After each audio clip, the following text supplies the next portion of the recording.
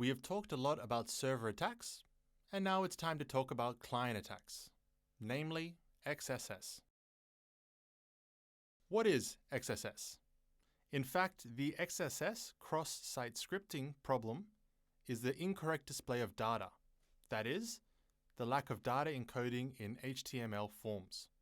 If the application or API includes raw user input as part of the HTML output, then an XSS attack is possible. In a proper design, the API should not translate the content type to HTML. It should translate it to application/JSON.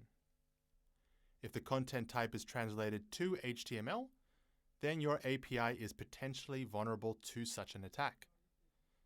The application or API saves the raw user input and outputs it later to another user or administrator.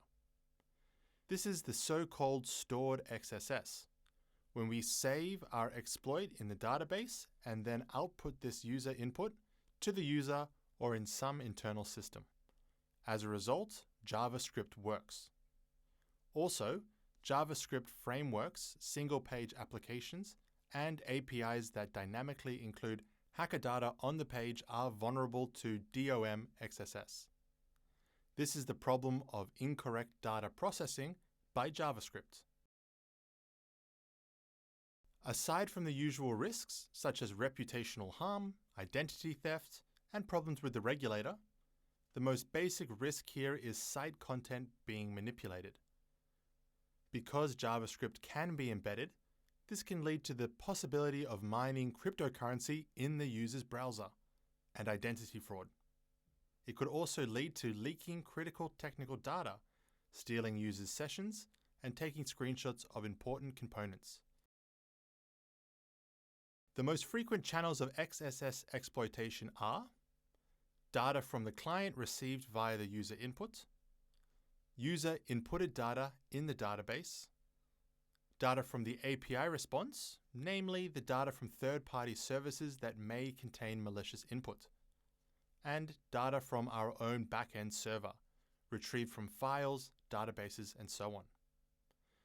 These channels are not to be trusted.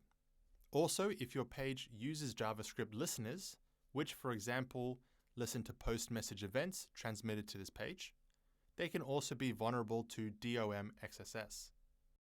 If JavaScript outputs data not as the value of its parameters, but as HTML. To avoid such problems, always encode the data before displaying it on front-end forms, even in internal services. Use cookie flags to reduce the impact of this attack on clients and your company, namely HTTP only. Here is an example of how an attack like this works. Let's output some word, for example, user. We see the response, hello user, which means the user input is displayed on the front end. Let's enter the tag img, image, with the value source equals x, which does not exist. And if an error occurs immediately, we will try to output our document cookie value. As you can see, the value is output because front end is trying to output the image, not the text.